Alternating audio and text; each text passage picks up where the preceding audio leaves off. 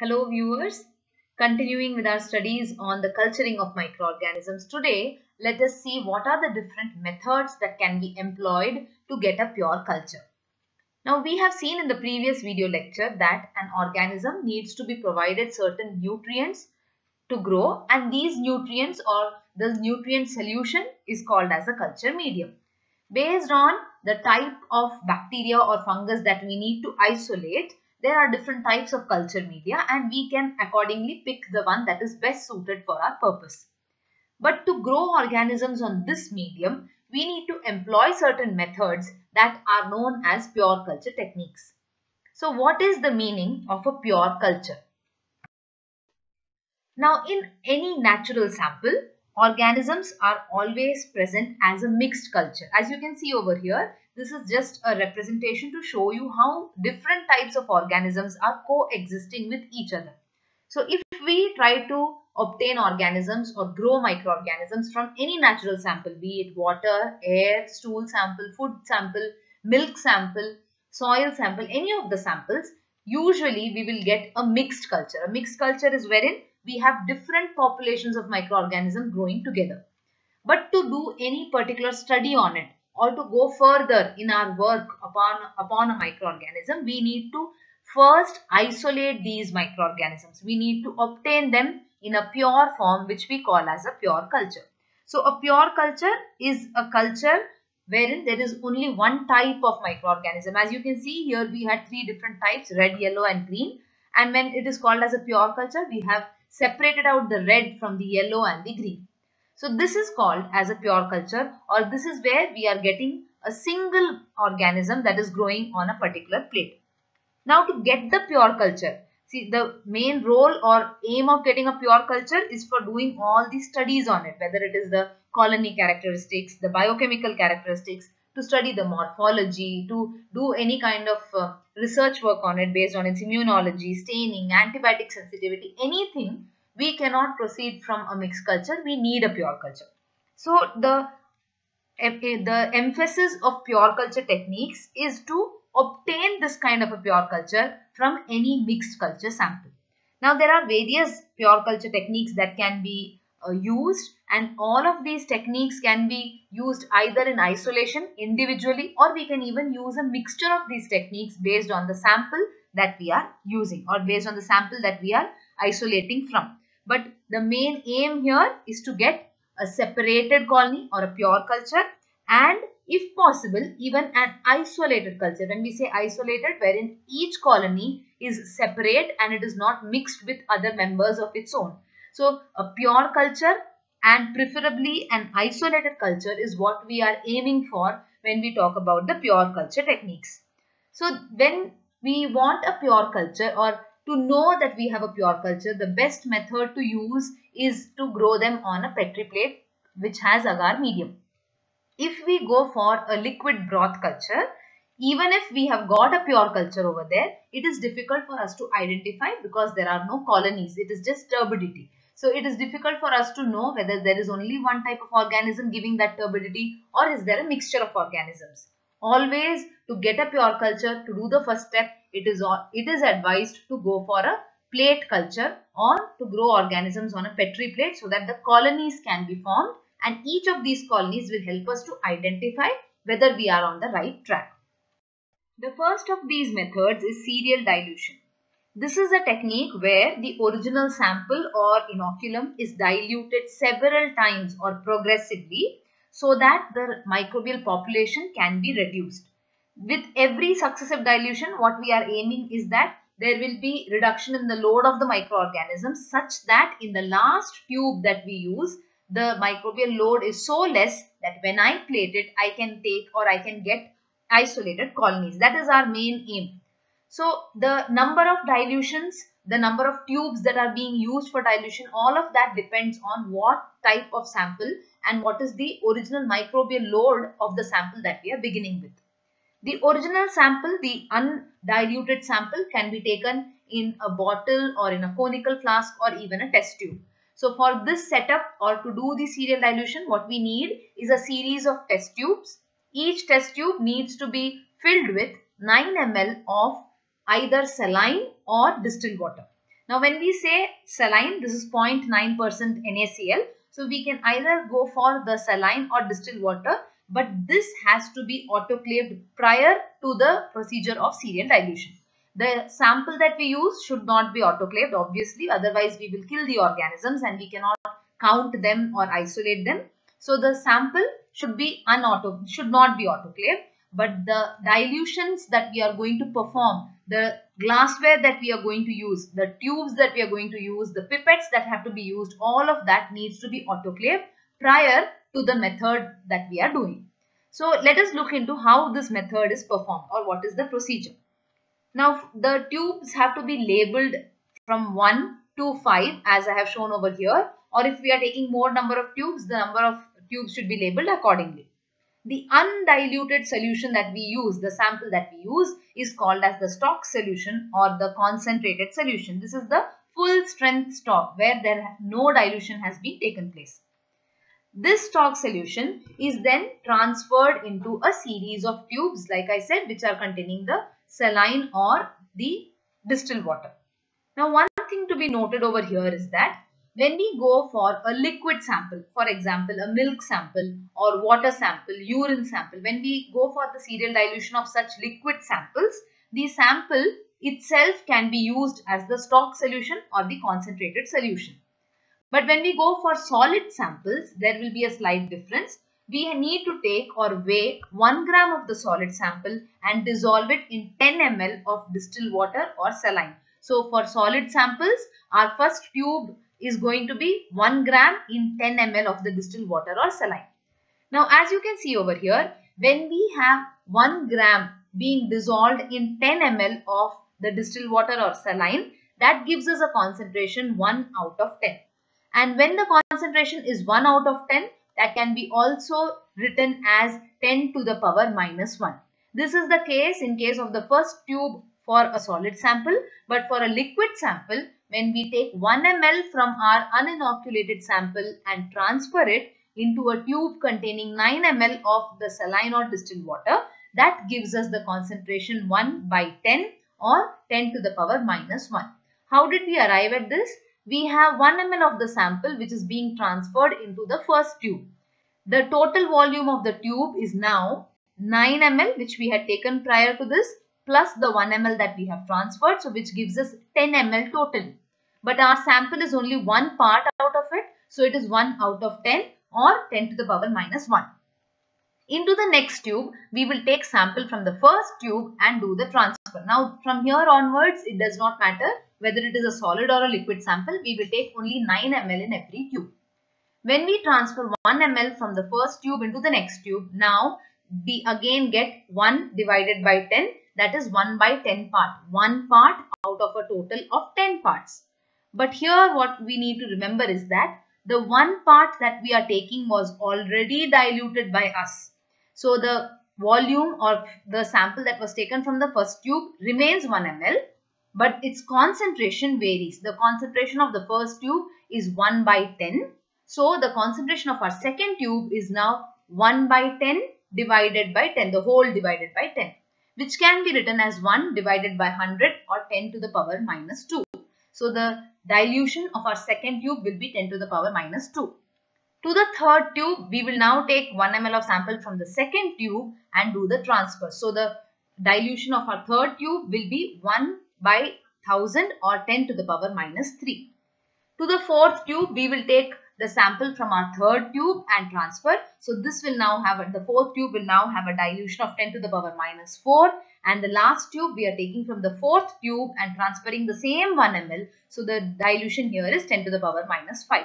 As you can see here, we are taking the sample from the previously diluted tube. The first tube, of course, we take the sample from the uninoculated stock, but for the rest of the tubes, we are taking the sample from this previously diluted tube. Hence, this method is called as serial dilution. Serially, we are diluting the sample.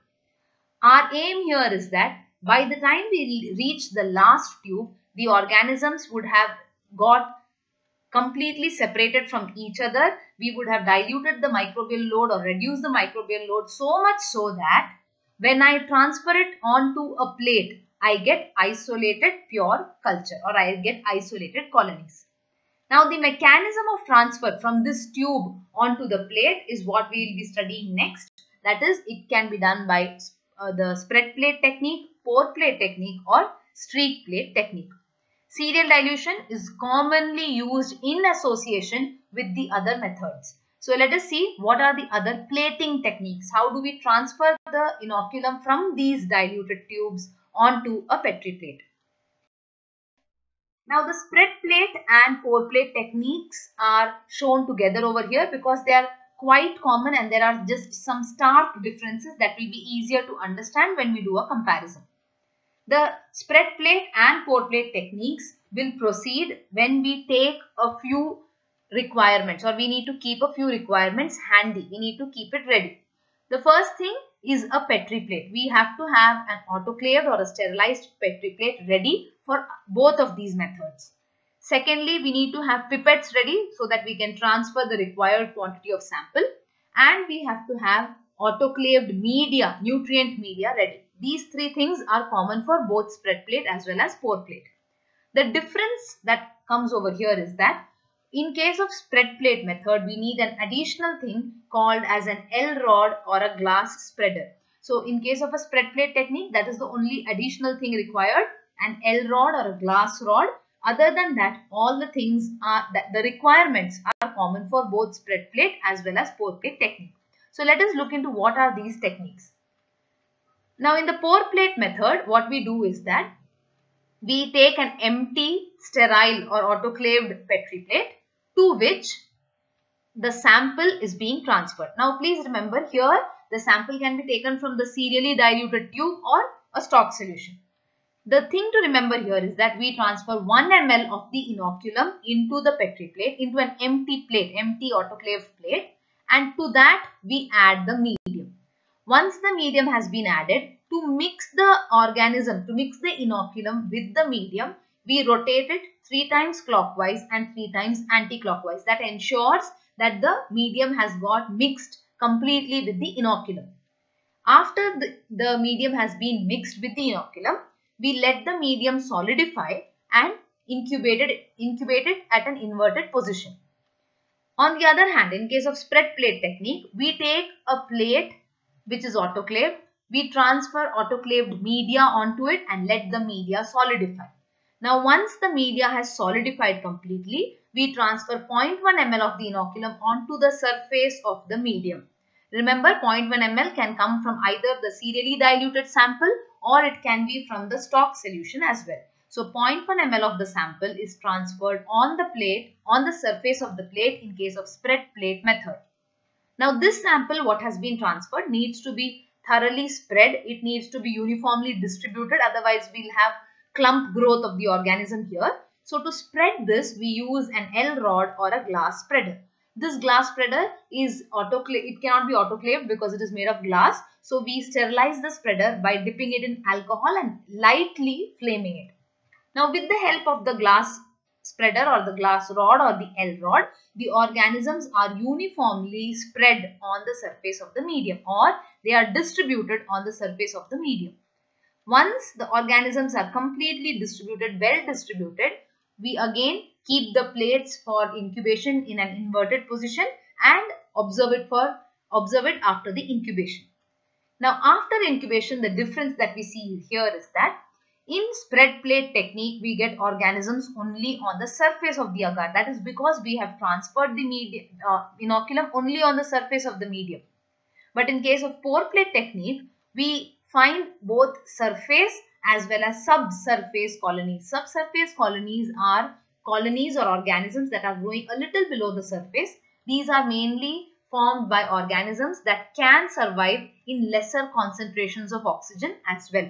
So we get surface colonies and we get subsurface colonies. The reason being, organisms were mixed with the medium. So this is the major difference between pour plate and spread plate technique. Another major difference is the quantity of inoculum. In pour plate technique, the inoculum needs to be distributed throughout the plate in the medium as well. Hence, we use more inoculum, that is 1 ml. But in spread plate technique, as we are transferring the inoculum only on the surface, excessive inoculum need not be taken. 0.1 ml of the inoculum will do. So these are the major differences between spread plate technique and pour plate technique.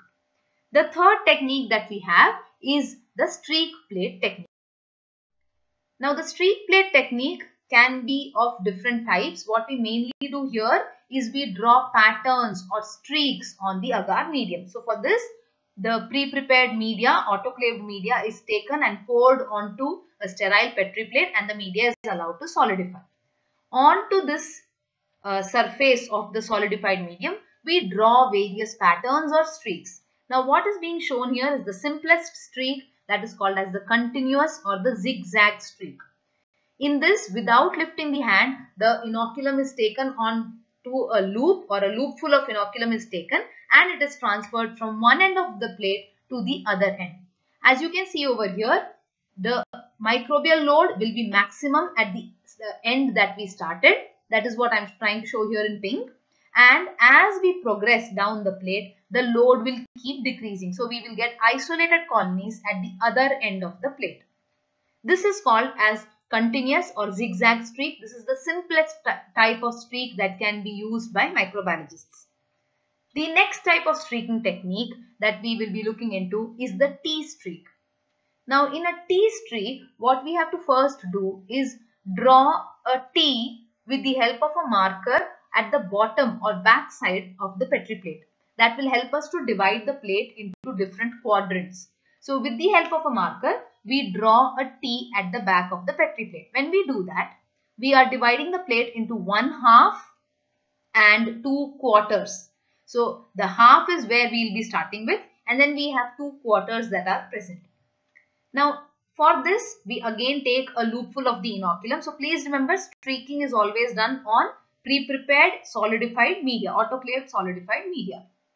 For the T streak, we start from one end of the plate, the half of the plate, and without lifting our hand, we transfer a loopful of inoculum. Once this is done, we need to flame the loop, make it red hot and cool it. Once the loop has cooled, we pull inoculum or we pull the organisms from the previous half that we have streaked into the next half. The whole point of doing this is that organisms which are present here are being pulled into the next half, and that means lesser load of organisms is entering this quarter. Again, flame the loop, cool it and transfer the organisms, pull the organisms from the previous quarter and into the last bit. When we do so, the maximum load of organisms after the incubation is seen in the first half. As we move into the next quarter, the load of organisms decreases, and in the final quarter, we have very few organisms, or we get well isolated colonies. The reason is, at every point we have flamed the loop, thus killing the organisms. And the only inoculum we have taken into the next quarter is from the previous half or from the previous quarter. So that ensures that the microbial load is very, very less in the plate. The most isolated colonies are obtained here, as you can see. The third type of streaking we will be looking into is the radiant streak. Now, radiant streak has been shown in various books in different ways, but the radiant streak that I will be showing you here is that first we will be drawing a band of organisms, or we will be streaking a band of organisms on the plate. Once the band of organisms has been streaked on the plate, flame the loop, cool it. After the loop is cooled, pull the organisms from the band onto the other edge of the plate. So in a perpendicular manner, pull the organisms from the band onto the edge. This ensures that organisms which were streaked in the band alone are present on the plate. So from there, we will be pulling the organisms towards the edges. As you can imagine, maximum growth or confluent growth will be seen at the area of the band. But after that, we have flamed the loop and cooled it. So along the line of the streak, we will find isolated colonies growing. Though here, initial part of the streak, there will be more. Towards the edges of the streak, we will find isolated colonies. This kind of a streaking is called radiant streaking. This also can be used by microbiologists to get isolated colonies. The last and most important type of streaking, which is used by many of the microbiologists around the world, is quadrant streaking. Now in this streaking, we are dividing the entire plate into 4 quadrants, and with every quadrant, the number of organisms or the microbial load is progressively decreasing. Let us see how that can be done. So we take a loopful of the inoculum and start drawing streaks on one edge of the plate. So this can be done with the help of a loopful. Let me just redraw it. So we take a loopful of the inoculum and start drawing or start streaking at one edge of the plate or on one of the quadrants. As you can see over here, we need to draw straight lines with the help of our inoculation loop, and we can form the first quadrant, or we can fill up the first quadrant. After this, we need to flame the loop and cool it. So that means this is the only inoculum we are going to now use for the entire plate. Flame the loop, cool it, and then pull out streaks from the previous quadrant into the second quadrant, from the first quadrant into the second quadrant. Again, flame the loop, cool it, and pull out 3 to 4 streaks from the second quadrant into the third quadrant. Finally, flame the loop, cool it, and pull out streaks from the third quadrant into the fourth quadrant. As you can see here, one thing to note is that with every quadrant, we are pulling out organisms from the previous quadrant. Otherwise, we will not have any growth at all. So we are pulling out organisms from the third into the fourth quadrant, maybe 3 to 4 streaks at the maximum. And then we end this. We are ending this fourth quadrant with a streak towards the center. This ensures that when we have, after incubation, when we have the colonies or when we have the growth of organisms, maximum growth will be seen in the first and in the second quadrants. In the third and the fourth quadrant, we will get isolated colonies. The reason being, we have flamed the loop and cooled it at every step, and we have pulled the organisms only from the previous quadrant. That ensures that we get isolated colonies in the center or maybe in the fourth quadrant. So this is called as the quadrant streak. As you can see over here, all the 4 streaks are kept in mind to get isolated colonies at least in the edge, at least at one edge of the Petri plate. So these are the 4 different types of streaking techniques that we have learned today. Now once the organisms have grown on the plate, whether it is a pour plate technique, spread plate technique or streak plate technique, each cell of the organism multiplies, proliferates to give us a colony. Now there is a method of counting these colonies and enumerating the sample that is called as the colony forming unit. So we can find out what number of organisms are present in a sample if we calculate the CFU per ml, which is the colony forming unit per ml. Now how do we calculate this? So to calculate the CFU per ml, we need to count the total number of colonies on that plate, multiply it by the dilution factor and divide the whole thing by the volume of the sample. The dilution factor here, please remember, is the reciprocal of dilution. So if I have used 10 to the power minus 3 dilution, when I divide it, when I take its reciprocal, my dilution factor will be 10 to the power 3.